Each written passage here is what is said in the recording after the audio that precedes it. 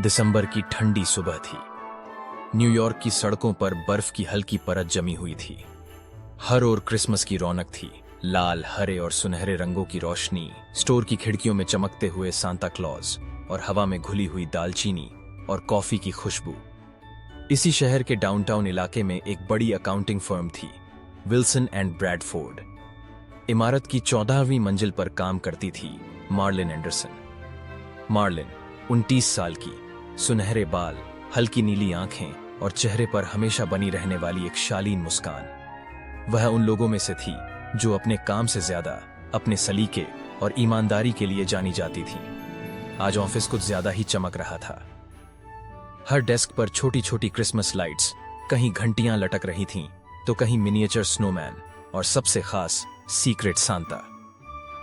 Marlin को यह खेल हमेशा पसंद था। उसे बच्चों जैसी खुशी होती थी, यह सोचकर कि कौन होगा जो उसके लिए गिफ्ट चुनेगा।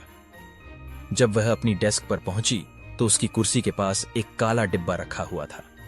डिब्बा अजीब तरह से अलग था। बाकी सभी गिफ्ट रंगीन कागज में लिपटे थे, लेकिन यह डिब्बा पूरा काला, ऊपर बंधी हुई एक बैंगनी रिबन। मार्लिन ने हल्की हंसी के साथ कहा, काफी ड्रामेटिक टेस्ट है किसी का। उसने आसपास देखा, सब अपने अपने गिफ्ट खोलने में व्यस्त थे। मार्लिन ने धीरे धीरे रिबन खोली, डिब्बे का ढक्कन उठाया और उसी पल उसके चेहरे की मुस्कान जम गई। अंदर था सांता क्लॉज का एक पुराना खिलौना। लेकिन यह कोई साधारण खिलौना नहीं था। उसका लाल कोट जगह जगह से फटा हुआ था। सफेद दाढ़ी गंदी और पीली पड़ चुकी थी। एक हाथ कंधे से टूटा हुआ लटक रहा था और उसकी आंखें पूरी तरह सफेद, जैसे किसी ने पुतलियों को खुरच दिया हो। मार्लिन को अचानक ठंड लगी। उसे ऐसा लगा जैसे वह खिलौना उसे देख रहा हो। उसके चेहरे से पेंट इस तरह उतरा हुआ था कि उसकी मुस्कान एक विकृत, डरावनी हंसी में बदल चुकी थी। ईव मार्लिन के मुंह से बस यही निकला। उसने तुरंत डिब्बा बंद किया और बिना किसी से कुछ कहे सीधे कूड़ेदान में जाकर वह खिलौना फेंक दिया। पूरे दिन उसका मन काम में नहीं लगा। कई बार उसे लगा जैसे कोई उसे पीछे से देख रहा हो, लेकिन जब वह पलटती कुछ भी नहीं। रात को मार्लिन अपने अपार्टमेंट पहुंची। उसका घर साफ सुथरा था। खिड़की के पास एक छोटा सा क्रिसमस ट्री, औफे पर फैला हुआ नरम कंबल। उसने खुद को समझाया बस एक बेकार मजाक था, लेकिन जब वह सोई तो डर ने अपना असली चेहरा दिखाया। मार्लिन ने खुद को अपने ही बेडरूम में देखा। कमरा अंधेरे में डूबा हुआ था, लेकिन उसके बिस्तर के किनारे वही सांता बैठा था। उसकी सफेद आंखें सीधे मार्लिन को घूर रही थीं। अचानक उसने अपने टूटे हुए हाथ से मार्लिन का गला पकड़ लिया। मार्लिन चीखना चाहती थी, लेकिन आवाज नहीं निकल रही थी। सांता के मुंह से कीड़े रेंगते हुए बाहर आए। वे मार्लिन के चेहरे, उसकी गर्दन, उसके सीने पर फैलने लगे। सांता हंसा, एक गहरी, खोखली हंसी। कल दूसरा तोहफा जरूर खोलना। और तभी मार्लिन की आंख खुल गई। वह पसीने से भीगी हुई थी। दिल इतनी तेज धड़क रहा था जैसे सीने से बाहर निकल आएगा। उसने कमरे की लाइट जलाई। सब कुछ सामान्य था, सिर्फ सपना था, उसने खुद से कहा। लेकिन कहीं न कहीं उसे महसूस हो रहा था यह कहानी यहीं खत्म नहीं हुई है। सुबह की रोशनी खिड़की से अंदर आ रही थी, लेकिन मार्लिन की आंखों के नीचे गहरे काले घेरे थे। पूरी रात वह ठीक से सो नहीं पाई थी। सपना, वह सिर्फ सपना नहीं था। उसका असर अब भी उसकी उंगलियों में कंपन बनकर मौजूद था। मार्लिन ने बिस्तर से उठते ही सबसे पहले अपने गले को छुआ। वहां कोई निशान नहीं था, लेकिन उसे अब भी ऐसा लग रहा था जैसे किसी ने वाकई उसे दबाया हो। ओवरथिंकिंग, उसने खुद को समझाया और ऑफिस के लिए निकल पड़ी। लेकिन आज न्यूयॉर्क की वही सड़कें कुछ अलग लग रही थी। हर सांता की मूर्ति उसे घूरती हुई सी लग रही थी। हर लाल टोपी उसे वही टूटा हुआ खिलौना याद दिला रही थी। ऑफिस पहुंची तो वही क्रिसमस की चहल पहल थी, लेकिन मार्लिन के लिए अब सब कुछ खोखला लग रहा था। वह जैसे ही अपनी डेस्क के पास पहुंची, उसका दिल बैठ गया। वहां फिर से वही काला डिब्बा। इस बार रिबन लाल नहीं थी, बल्कि गहरे काले धागे से बंधी हुई। मार्लिन ने आसपास देखा, किसने रखा है ये? उसने पास बैठी सहकर्मी एमी से पूछा। एमी ने हैरानी से कहा, हम सबको तो कल ही गिफ्ट मिल गए थे। मार्लिन मार्लिन की हथेलियां ठंडी पड़ गईं। डिब्बा अपने आप उसकी तरफ खिसकता हुआ सा लग रहा था। धीरे धीरे उसने ढक्कन खोला। अंदर जो था उसने उसकी रूह तक को हिला दिया। एक ब्रेसलेट, लेकिन वह किसी धातु या धागे का नहीं था। वह बना था इंसानी बालों से, लंबे हल्के सुनहरे बाल, बिल्कुल मार्लिन जैसे। उसके पेट में मरोड़ उठी। डिब्बे के नीचे एक छोटी सी पर्ची थी। उस पर लिखा था, मैं यही हूं। मार्लिन के हाथ से डिब्बा छूट गया। बाल, ये वही बाल थे जो वह रोज सुबह ब्रश में देखती थी। अब यह मजाक नहीं था, यह चेतावनी थी। पूरा दिन मार्लिन किसी से बात नहीं कर पाई। हर ईमेल में उसे कोई छुपा हुआ संदेश दिखता। हर फोन की घंटी उसका दिल उछाल देती। उसने एचआर से बात की, सीसीटीवी चेक करवाया, लेकिन फुटेज में कोई काला डिब्बा रखते हुए नजर नहीं आया, जैसे वह डिब्बा अस्तित्व में ही नहीं था। शाम को मार्लिन सीधे घर लौट आई। उसने दरवाजा अंदर से लॉक किया।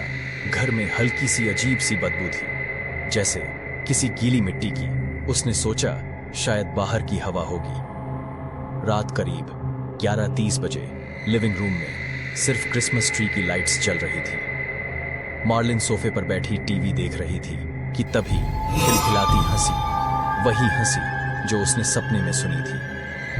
टीवी बंद था। हंसी ड्राइंग रूम से आ रही थी। मार्लिन का शरीर जम गया। धीरे धीरे उसने ट्री की ओर देखा और उसकी आंखों के सामने एक परछाई उभरी। लाल टोपी, झुका हुआ कंधा और हाथ में काले डिब्बे। वह साया क्रिसमस ट्री के नीचे एक के बाद एक डिब्बे रख रहा था। तीसरा तोहफा। आवाज आई, तुम्हारा इंतजार कर रहा है माँ। आर्लिन चीखना चाहती थी, भागना चाहती थी, लेकिन उसके पैर मानो जमीन में जड़ हो गए। वह साया धीरे धीरे उसकी ओर मुड़ा और तभी मार्लिन बेहोश हो गई। जब उसे होश आया तो सुबह हो चुकी थी। वह फर्श पर पड़ी थी।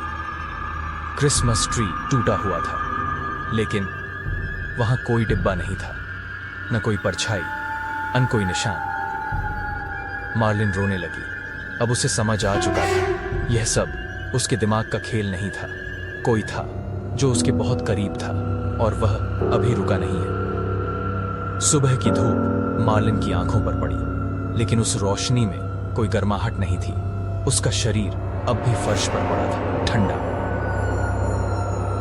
सुन्न क्रिसमस ट्री आधा टूटा हुआ था। लाइट्स बुझी हुई, जैसे किसी ने जानबूझकर खुशियों को नोच लिया हो। मार्लिन उठकर बैठी। उसका सिर दर्द से फट रहा था और नाक में एक अजीब सी गंध, सड़ते हुए मांस की। वह चौंक गई। ये क्या है? वह लड़खड़ाते कदमों से अपने अपार्टमेंट में घूमी। किचन साफ, बाथरूम सामान्य, लेकिन बेडरूम में कदम रखते ही उसकी सांस रुक गई। उसके बेडरूम की डेस्क की दराज खुली हुई थी, जबकि उसे याद था उसने कल रात उसे बंद किया था। कांपते हाथों से उसने दराज खोली। अंदर थी एक तस्वीर, उसकी अपनी तस्वीर, सोते हुए उसके ही बिस्तर पर, और तस्वीर के कोने में एक धुंधली परछाई, लाल सांता टोपी पहने। मार्लिन की चीख गले में ही अटक गई। यह सपना नहीं था। कोई उसके कमरे में आया था, कोई उसे सोते हुए देख रहा था। मार्लिन उसी पल ऑफिस पहुंची। उसने सिक्योरिटी को बुलाया। सीसीटीवी फुटेज दोबारा देखी गई, पूरी रात की रिकॉर्डिंग, लेकिन फुटेज में कोई भी उसके अपार्टमेंट में घुसते हुए नहीं दिखा। दरवाजा खुलता, अन कोई साया, मानो वह परछाई कैमरे की दुनिया से बाहर की थी। सिक्योरिटी बोला, मैम शायद आप बहुत स्ट्रेस में हैं, लेकिन मार्लिन जानती थी यह स्ट्रेस नहीं था, यह किसी की मौजूदगी थी। क्रिसमस ईव ऑफिस में अंतिम कामकाजी दिन। मार्लिन की डेस्क पर एक आखिरी डिब्बा रखा था, पहले से ज्यादा भारी, पहले से ज्यादा ठंडा। डिब्बे पर कोई रिबन नहीं था, सिर्फ लिखा था, अब सच जानने का समय है। मार्लिन ने धीरे से ढक्कन खोला। अंदर एक मुड़ा हुआ कागज और एक बदबू, वही सड़न। कागज पर लिखा था, तुमने मेरा दिल तोड़ा था, अब मैं सब कुछ तबाह कर दूंगा। रेनॉल्ड। मार्लिन के हाथ कांपने लगे। रेनॉल्ड नाम सुनते ही उसके दिमाग में 1 साल पुरानी यादें तैरने लगी। रेनॉल्ड, वही अकाउंटिंग फर्म में काम करने वाला शांत, अंतर्मुखी लड़का जो हमेशा मार्लिन के लिए कॉफी ले आता था, जो देर तक उसकी डेस्क के पास रुकने के बहाने ढूंढता था। एक शाम उसने उसे प्रपोज किया था, लेकिन मार्लिन ने साफ मना कर दिया था। मैं तुम्हें उस तरह नहीं देखती। रेनॉल्ड मुस्कुराया था, लेकिन उसकी आंखें टूट चुकी थीं। उसके बाद वह ऑफिस आना बंद कर दिया। कुछ महीनों बाद सबने मान लिया वह नौकरी छोड़कर कहीं और चला गया, लेकिन वह गया नहीं था। उस रात मार्लिन घर पहुंची। घर में घुसते ही बदबू असहनीय हो गई। लाइट्स अपने आप झिलमिलाने लगी। फिर लिविंग रूम के कोने से एक आवाज आई, मार्लिन उसका नाम।